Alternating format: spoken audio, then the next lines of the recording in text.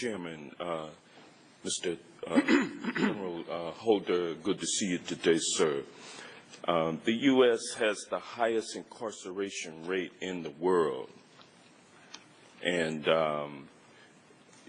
your budget, $27.4 billion, is your budget for the Department of Justice for 2015, and $8.4 billion of that $27.4 billion is for federal prisons and detention facilities. Is it not? I believe that is correct. So about a third of your budget is to incarcerate people at the highest rate in the world, not just the civilized world, but in the world. That's disturbing. And of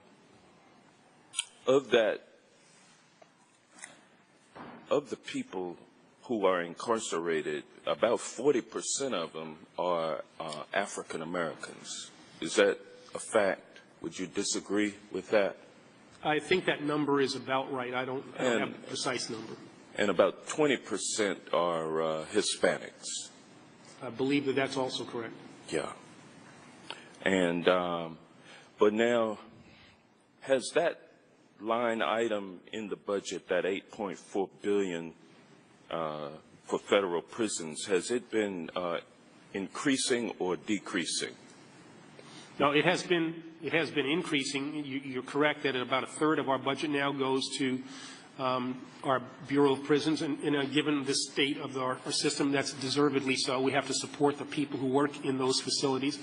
But as we spend more money, as it has increased over years, it means that we have less money to hire agents, prosecutors, or to provide grant money to our state and local partners. There is a finite amount of money that we have, and the more and more that goes to our Federal Bureau of Prisons, the less we have to do all the other things that people want this department to do. And as it goes to the Federal Bureau of Prisons,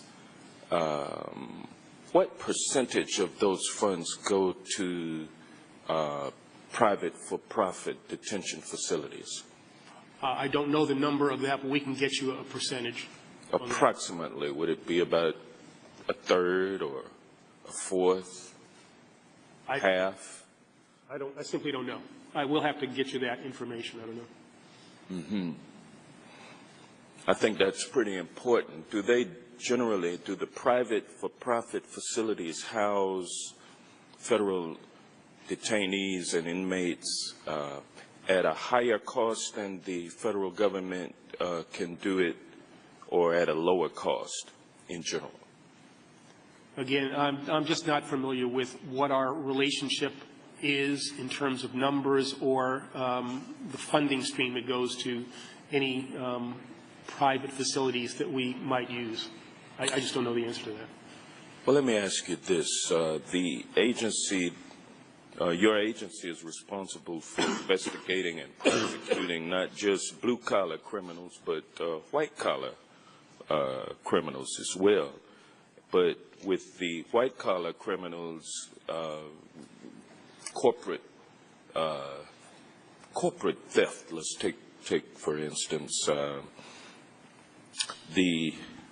those corporations have a much greater ability to fight back, and because they have resources. Has the fact that your agency's budget been trimmed over the past 3, 4, 5 years, this trimming of your budget, has it affected your ability to go after these corporate criminals? I would say to date, no. But I will tell you that if sequestration were to reappear in 2015, 16, whenever it might show up again, the capacity of the Justice Department to do that which the American people expect us to do, from a range of things, from national security to white-collar enforcement to violent crime enforcement, would be negatively impacted. we have to, at all costs, avoid the mistake that was sequestration. I thank the gentleman from Georgia. And at this time,